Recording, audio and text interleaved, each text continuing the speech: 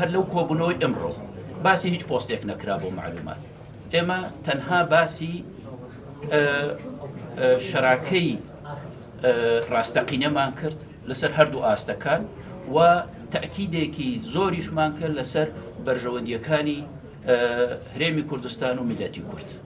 بە چ شێوازێک ئێمە لە بەغدا و هەموو هەوڵ بە چ شێوازێک نوێنەرایەتی بەرژەوەندیەکانی گەلەکەی خۆمان ئەەکەین لەوێ. ئەوە بۆ ئێمە زۆر گرنگە. ئەمڕۆ باسی پۆستەکان نەکراوە و ئەوەی پۆستەکانیش با نەکەینە بە عقدەیەکی زۆر گەورە. هەمومان با بزانبین لە سیاسەتدا بە ڕێگای پۆستەکان ئێمە ئەتوانین نوێنەرایەتی بەرژەوەندیەکانی خۆمان بکەن. شتە سەرەکیەکان نوێنەرایەتی کردنە شێوازی نوێنەرایەتی کردنی هەرێمی کوردستانە و بەرژەوەندیەکانی میلەتی کوردە لە بەغدا. ئەمە بۆ ئێمە زۆر گرنگە. ئەو سەردانم سەردانێکی دۆستانە و بەسەرکردنەوە دوای هەڵبژاردنە لەوەی کە احتیمالە لە ناو قاعدەی هەموو حیزبەکاندا نەوعێک لە نیگەرانی بەتایبەتی لە هەڵمەتی هەڵبژاردندا دروست بوو بێت. بۆی ئەو نیگەرانیە بڕێوێتەوە پێویستمان بەوە بووکە پێکەوە دابنشین و ئەوەی کە ئێمە بە دوایەوەی کە لە کوردستانەوە کە دەچین بۆ بەغدا بۆ ناو پرۆسەی سیاسیدا وەکو کوردستانیەکان پێکەوە بین هەموو ئەو لایەنانەی کە بەشدارن لە پرۆسەی سیاسیدا